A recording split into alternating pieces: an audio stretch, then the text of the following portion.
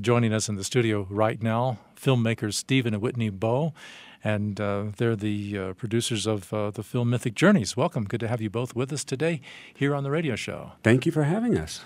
How has the film been doing? First, might you just give us a little introduction as to what the film Mythic Journeys is all about, and we can talk about how people then can actually participate in a process that kind of tracks along with the theme of the film.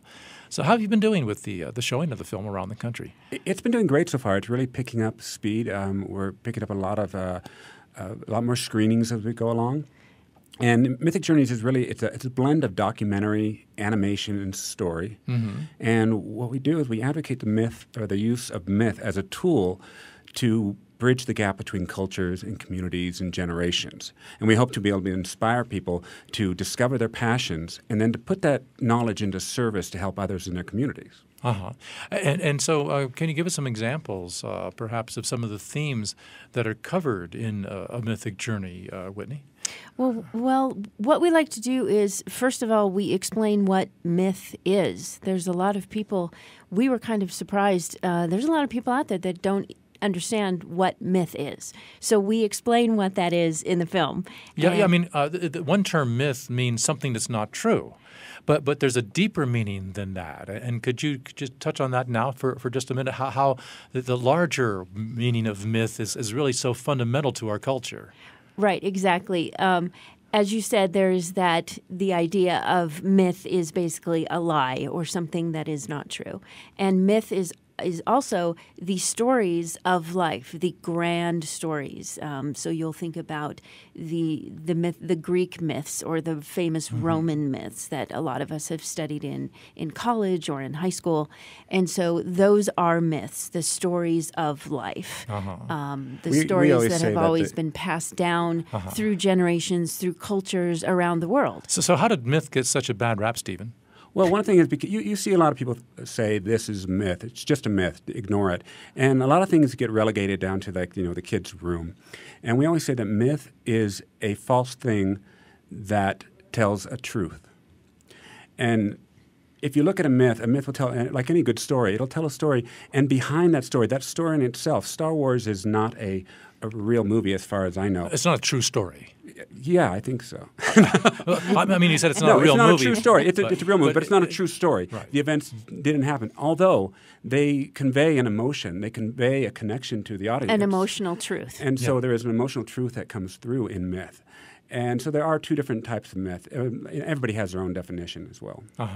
And so you go into the deeper meanings of myth and try to make this relevant across generations and across cultures as well. Yes. And what are the tools that you use to do that in your movie? And then we can talk about how you're doing it in a more of a participatory environment where people can actually, I guess, be, quote, in the movie of their own lives, in a sense. Yes. Well, one of the things that we do in the movie that's a little bit different than many documentaries is we use a technique called stop-motion animation, and we actually animate an old myth. It's a 1,000-year-old myth from India, and we've adapted it. And so we have stop-motion puppets, and they are interwoven throughout the 5 chapters of this documentary, and we actually tell a myth, which is very entertaining throughout this documentary. So it's not just a talking heads informational type of documentary. It's very entertaining as well.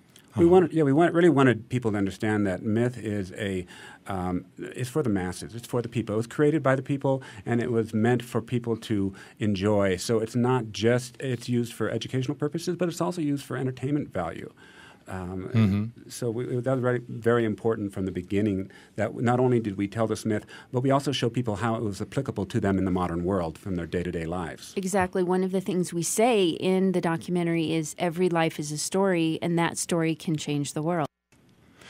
Now, there's going to be actually a weekend workshop coming up very, very soon. I think it's, this weekend? Is that right? Yes, on Sunday. Ghost Ranch. And it's entitled Understanding Your Life as a Story, Creating the Next Chapter. And introduce what this participatory gathering is going to be about. And then we're going to ask our listeners if there's anybody who would like to attend who can't afford to attend, because we're going to give away a ticket in about 2 minutes. So don't call now. We'll give you the phone number in just a couple couple of minutes after you find out what this is all about. Stephen? Well, one of the great things, this whole filmmaking process was a life-changing experience to us. And a lot of people would come up to us and ask us, when did our journey start? How did we get to this point? And we had to look back at our own lives and try to discover, to answer those questions. Sure. And as we were doing that, we were very intimidated by a lot of the books and a lot of the information we were getting, because it just made us feel kind of stupid. We would look at these books and go, we're filmmakers, we're not Jungian analysts. Yeah. Hey, I know the feeling, man.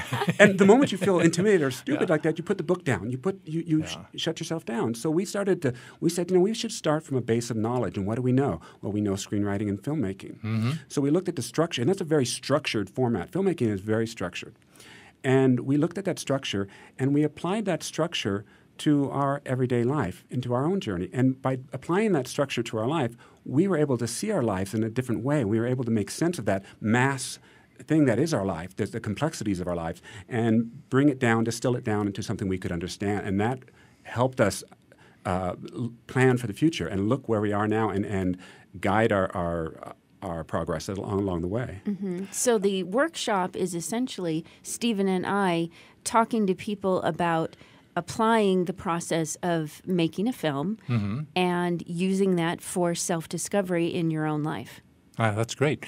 If you'd like to attend, and it's going to be this Sunday at the Ghost Ranch in Santa Fe facility, which is at 401 Old Taos Highway, sort of right behind the federal building there, down the street from the Masonic Temple.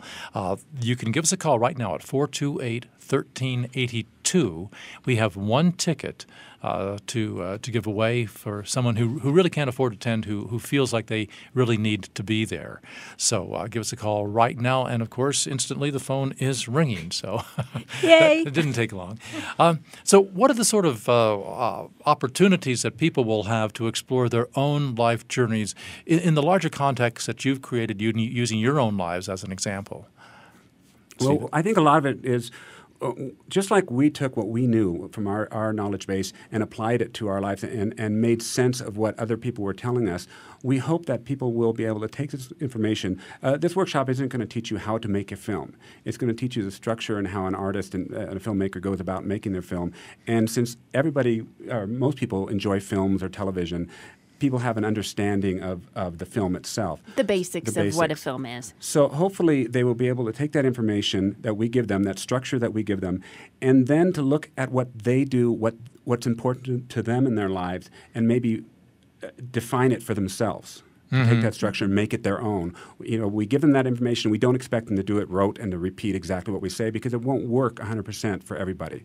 Well, one of the things that I've noticed in my own life, which is in and of itself some kind of a crazy mythic journey, I suppose, is that the whole process of co-creation is at the center of everything. And you can have all these ideas churning around in your head, but until you start really, I think, finding your teammates, your partners, right, and plug that into your passion and their passion and kind of connect the poles, then it kind of just sits there and churns inside and doesn't go anywhere. But that's been my experience. Has that been yours as well? Yes, there are definitely. You have a cast of characters within your life, like in every movie. You have no idea. You have your leading characters and your supporting characters, and there are what's known in Hollywood as day players, some people who come in and you may just see them for one moment, like the UPS man that drops off a package, but something happens on that day or he says something to you that for some reason changes your life.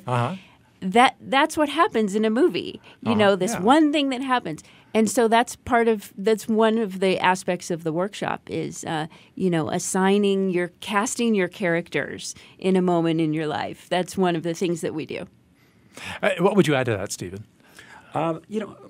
When we first came up with this film, we were actually here in Santa Fe at the 2005 Santa Fe Film Festival. And we were discussing it, and we were actually headed in a different direction. But what we did a lot is we would just tell people, we're working on a documentary, and it was very vague what we were doing. But the more we spoke about it, the more we talked, it began to be defined and become more and more focused.